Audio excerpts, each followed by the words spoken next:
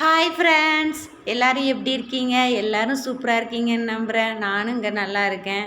இன்றைக்கி என்ன பார்க்க போகிறோன்னா, லெக்ஸு, தைஸு, பேக் சைடு இந்த மூணுக்கும் நம்ம இன்றைக்கி ஃபேட் லாஸ் எக்ஸசைஸ் பார்க்க போகிறோம். ஏன் கண்டிப்பாக 1 ஹவர் ஒர்க் அவுட் பண்ணணுமா அப்படின்னு நீங்கள் கேட்பீங்க. ஏன் பண்ணுறோம் அப்படின்னா, நம்ம உடம்பு எப்போவுமே எக்ஸ்ட்ரா ஃபேட்டை நம்ம உடம்புல சேவ் பண்ணி வச்சுக்கணும். ஏன்னா நம்ம வீக்காக இருப்போம்ல, எனர்ஜி லெவல் கம்மியாக இருக்கும்போது, நம்ம சாப்பிட முடியாமல் இருக்கும்போது அது அந்த பழைய ஓல்டு ஃபேட்டை எடுத்து நமக்கு எனர்ஜி கொடுக்கும். அதுக்காக உடம்பு எப்போவுமே சேர்த்து வச்சுருக்கோம்.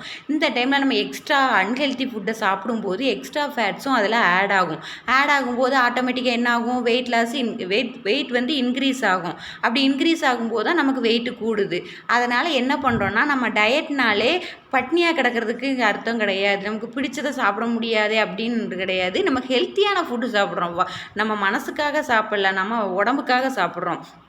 அப்படி நீங்கள் ஹெல்த்தியான ஃபுட்டு சாப்பிடும்போது அதே சேம் டைமில் நீங்கள் ஒர்க் அவுட்டும் 1 ஹவர் பண்ணும்போது, அந்த ஒர்க் அவுட் பண்ணும்போது நம்ம பாடிக்கு எனர்ஜி கொடுக்கறதுக்கு ஆட்டோமேட்டிக்காக என்ன செய்யும்? நம்ம ஓல்டு ஃபேட் இருக்குல்ல, சேவ் பண்ணி வச்சுருக்கலாம், அந்த ஃபேட்டை எடுக்கும்போது ஃபேட்டு குறைஞ்சிட்டே வருமா? அப்போ நம்ம நியூவாகவும் ஃபேட்டை நம்ம கொடுக்க மாட்டோம். ஏன்னா நம்ம ஹெல்த்தியான ஃபுட்டு சாப்பிட்றோம். அப்போ என்ன செய்யும்? ஆட்டோமேட்டிக்காக வெயிட் லாஸ் நமக்கு நடந்துகிட்டே இருக்கும். இதனால தான் நான் டயட் எடுத்துக்கோங்கன்னு சொல்கிறேன். நீங்கள் டயட்டை தப்பாக எடுத்துக்காதீங்க. ஹெல்த்தியான ஃபுட்டு தான் டயட்டு. பட்னியாக கிடக்கிறது கிடையாது. அப்புறம் இன்னொன்று, நம்ம உடம்புல மெட்டபாலிசம்னு ஒன்று இருக்குது. அது என்ன பண்ணோன்னா, நம்ம ஃபுட்டை டைஜஸ்ட் பண்ணும். அதாவது சில உடம்புல சிலவங்களுக்கு நேச்சுரலாகவே அந்த மெட்டபாலிசம் ஆக்டிவேட் லெவல் அதிகமாக இருக்கும். சிலவங்களுக்கு ஸ்லோ ப்ராசஸ் நடக்கும்.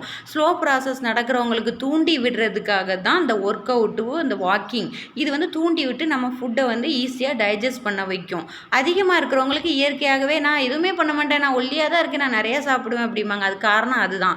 இப்போ 3 டேஸாக நான் 63.200 இருக்கேன்னா, நான் 5 மாதம் ஆச்சு ஒர்க் அவுட்டை விட்டு. இப்போ நான் பண்ணும்போது என் உடம்பு அதுக்கு பழகிறதுக்காக டைம் எடுக்குது. காலையில் பிரேக்ஃபாஸ்ட் திணை சேமியாவில் உப்புமா செஞ்சுக்கிட்டேன். கோஸு பொரியல் கொஞ்சம் சேர்த்து எடுத்துக்கிட்டேன்.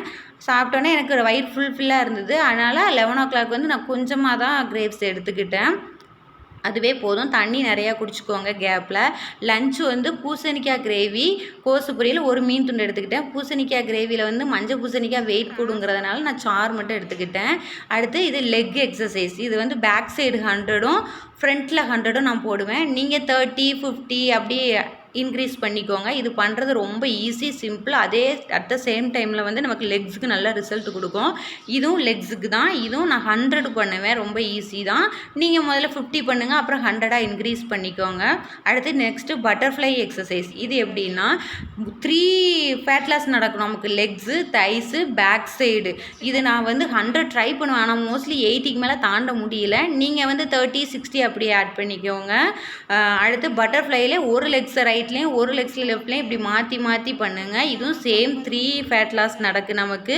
கண்டிப்பாக பண்ணுங்கள். இது பண்ணாமல் விட்டுறாதீங்க. இது ஈஸியும் கூட. இது நான் 80 பண்ணுவேன், நீங்கள் 30ல் ஸ்டார்ட் பண்ணிக்கோங்க. சேரை கொஞ்சம் ஹெல்ப்புக்கு எடுத்துக்கோங்க. இது லெக்ஸை இதே மாதிரி தான் ரைட்டில் லெஃப்ட்டில் அப்படி கீழே போட்டு மேலே டாப்பில் வைக்கும்போது இதே சேம் ப்ராசஸ் தான். 3 லெக்ஸுக்கு, தைஸுக்கு, பேக் சைடுக்கு 3க்குமே நமக்கு ஃபேட் லாஸ் நடக்கு. 1 ஹவர் ஒர்க் அவுட் பண்ணுங்கள். அப்புறம் ஈவினிங் சத்து மாவு பால் எடுத்துக்கிட்டேன். அதுக்கப்புறம் 1 ஹவர் வாக்கிங் நடந்தேன். நீங்களும் வாக்கிங் மறந்துடாதீங்க. அதுவாது எக்ஸசைஸ் பண்ண முடியல, நான் இன்றைக்கி ஊருக்கு போயிட்டேன், ஊரில் கோயில் கூட திருவிழா 4 நாள் நான் வரமாட்டேன், அங்கே போய் நான் பண்ண முடியுமா எக்ஸசைஸ்ன்னு நினைப்பீங்க. பண்ண வேண்டாம். நீங்கள் வாக்கிங் மட்டும் நடந்தால் போதும். இல்லை வாக்கிங்கும் நடக்க முடியாது, டயட்டில் மட்டும்தான் இருக்க முடியும்னா இருங்க. உண்மையிலே அந்த மெட்டாபாலிசம் அந்த 4 days ஆக்டிவேட்டில் தான் இருக்கும். என் அனுபவத்தில் சொல்கிறேன். இன்றைக்கி நான் 8200 நடந்திருக்கேன். Thank you friends. பாய்.